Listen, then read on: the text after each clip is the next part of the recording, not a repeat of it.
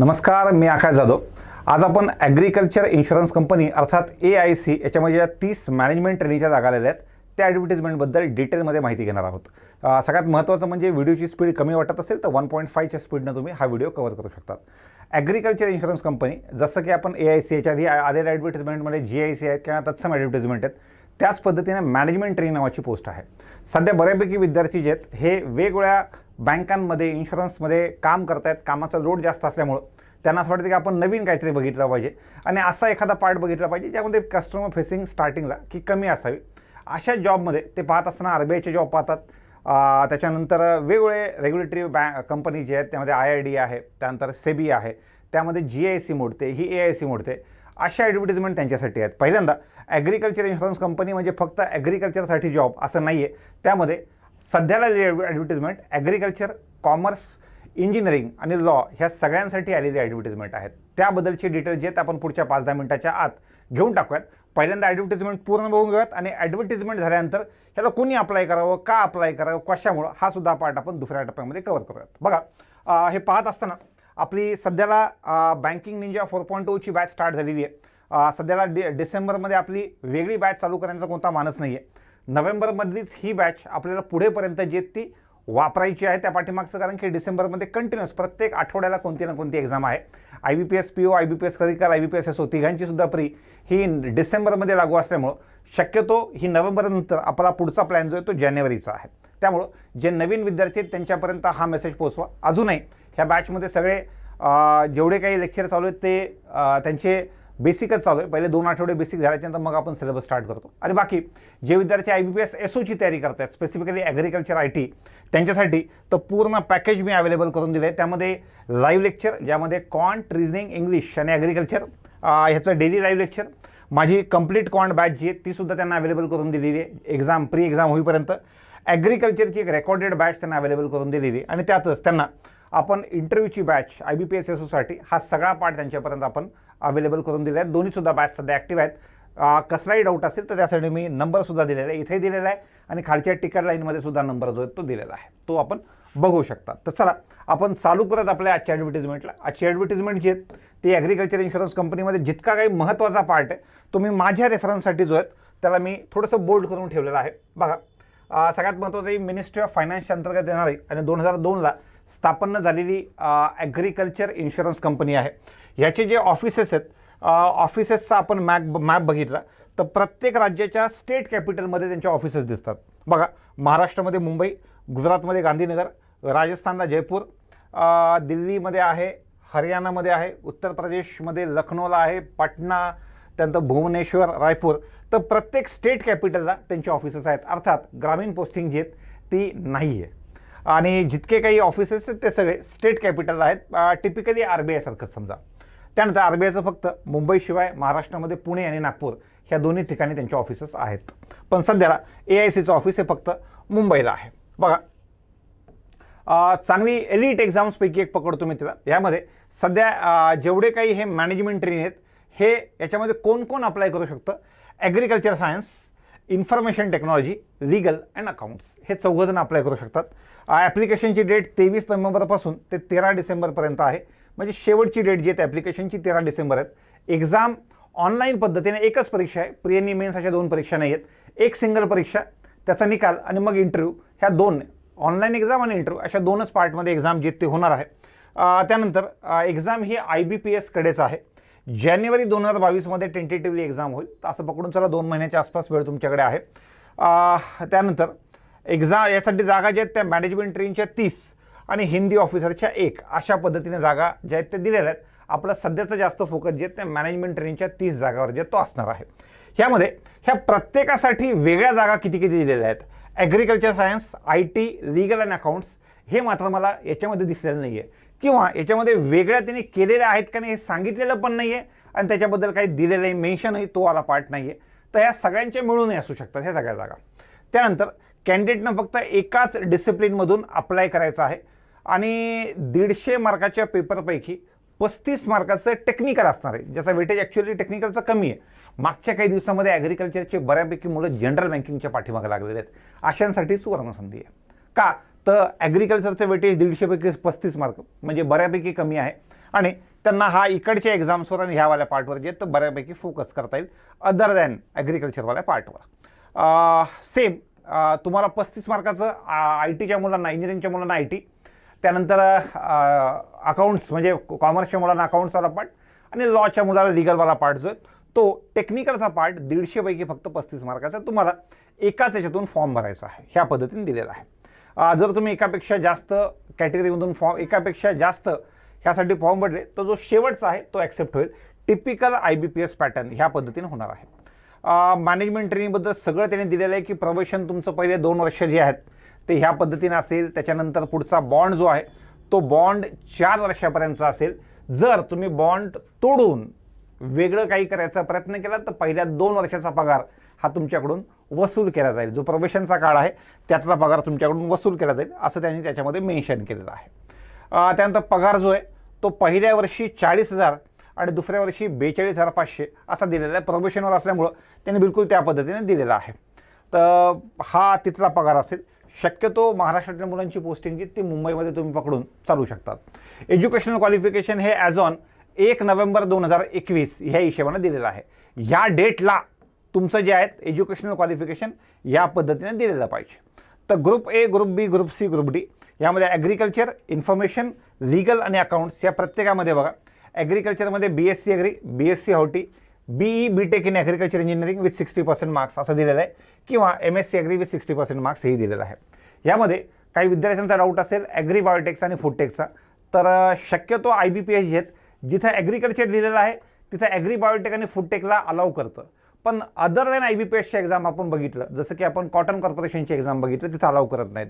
तर शक्यतो मला असं वाटतंय की अलाउ करणार नाहीत. पण तरी पण त्यांनी जर काही कॉन्टॅक्ट नंबर ह्या PDF मध्ये दिलेला असेल, PDF मी खाली डिस्क्रिप्शनमध्ये तिची लिंक दिलेली आहे, त्यामध्ये तुम्ही बघून घ्या, एकदा बघून घ्या आणि त्यांच्याशी कॉन्टॅक्ट करा जर तुम्हाला ॲग्री बायोटेक आणि फूडटेकबद्दल काही डाऊट असेल. तर मला असं वाटतं की त्यांनी जेवढं दिलेलं आहे तेवढंच तुम्ही फॉलो केलं पाहिजे.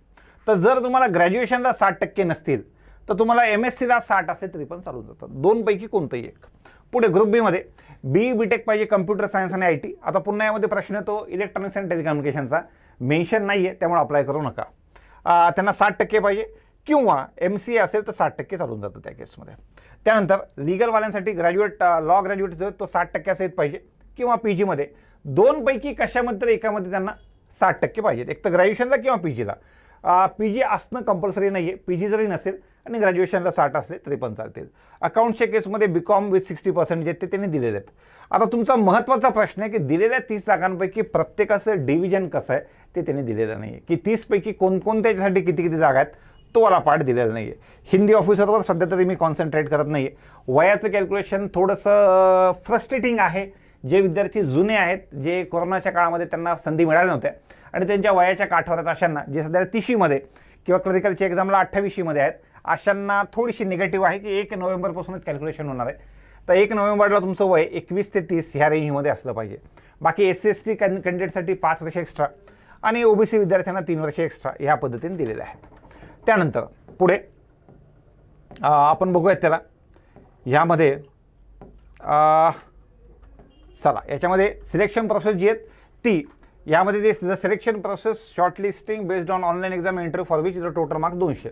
150 मार्काची परीक्षा, 50 मार्काचा इंटरव्ह्यू, अशाच पद्धतीने ढोबळमानानं 75% रिटर्न आणि 25% इंटरव्ह्यू अशा पद्धतीने वेटेज वाटतंय बघा.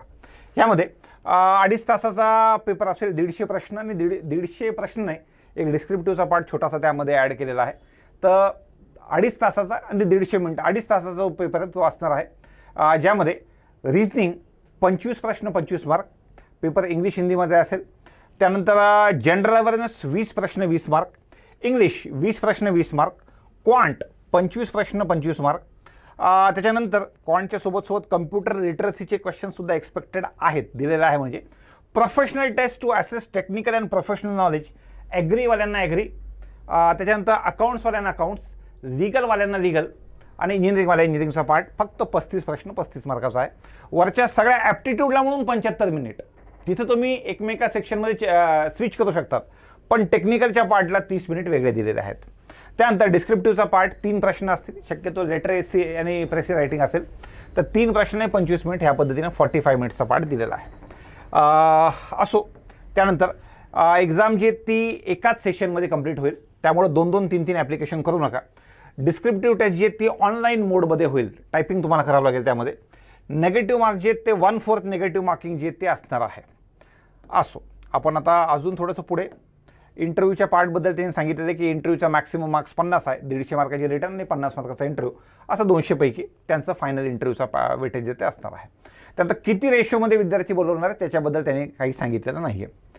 ठीक आहे. त्यानंतर जे विद्यार्थी रिटर्नला येणार आहेत त्यांना पैसे वेगळे मिळणार नाहीत, पण जे इंटरव्ह्यूला येणार आहेत त्यांना तुमचं रेल्वेचं AC 3 टियरचं किंवा बस फेअर जे आहेत शॉर्टेज डिस्टन्सचं तुम्हाला तुमचे येण्या जाण्याचे पैसे इंटरव्ह्यूसाठीचे मिळणार आहेत.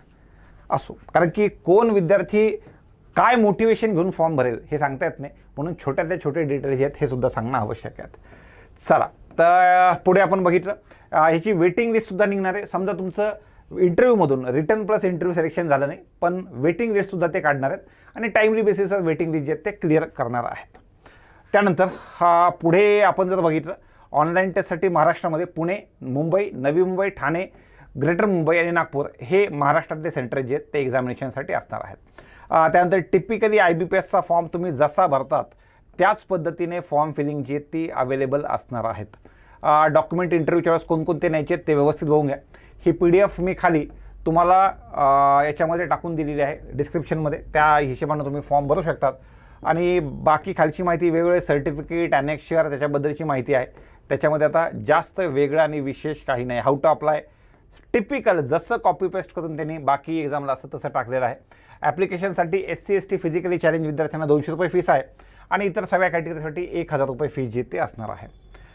त्यानंतर काही महत्त्वाचा पार्ट शिल्लक असल्यास तो इथून जो आहे तो कवर करतो. इथून जर आपण बघितलं तर ह्यामध्ये बघा होपफुली आता काही नाही आहे. असो, आता सगळ्यात महत्त्वाच्या आपल्या जे आहेत महत्त्वाच्या पार्टवर येऊयात, तो म्हणजे सगळ्यात पहिल्यांदा का आणि कुणी अप्लाय करावं.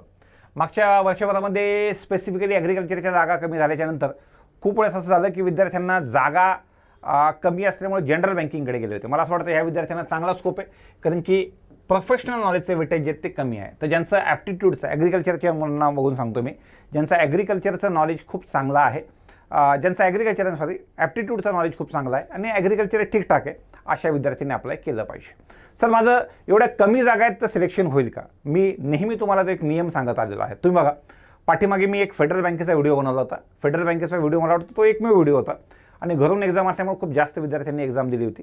आता तिथे इंटरव्ह्यूला पण खूप जण गेले. त्यांनी 1,500 विद्यार्थ्यांना बोलवलं होतं. शक्यतो त्या बँकेवर कुणीही कॉन्सन्ट्रेट केलं नव्हतं. अक्रॉस इंडिया 1,500 लोक त्यांनी घेतले होते. आपल्या महाराष्ट्रातले आमच्या व्हॉट्सॲप ग्रुपला सगळे मिळून 250 + 150 जवळपास 400 मुलं आपल्या ग्रुपला कनेक्टेड होते महाराष्ट्रातले. का? त्यांच्यापर्यंत ही माहिती गेली. मे बी बाहेरच्या लोकांनी ती माहिती पोहोचवली नाही. सेम मला असं वाटतं की अशी जी छोट्या ॲडव्हर्टिजमेंटबद्दलची माहिती आहे तर लोक त्याच्यावर जास्त कॉन्सन्ट्रेट करत नाहीत. Typically SBI PO, IBPS PO, IBPS clerk अशांकडे त्यांचं वेटेज जे ते जास्त असतं. तर मला असं वाटतं एक चांगली संधी आहे आणि त्याच रेशोमध्ये, ज्या रेशोमध्ये तुम्ही बघितलं असेल IBPS POच्या SBI POच्या ॲडला एका जागेसाठी जेवढे फॉर्म येतात त्याच्यापेक्षा इकडे कॉम्पिटिशन कमी असतं, कारण की प्रत्येकजण तोच विचार करतो की 30 जागात कशाला अप्लाय करायचं म्हणून, आणि अशामध्ये आपली लॉटरी जे ते लागू शकते.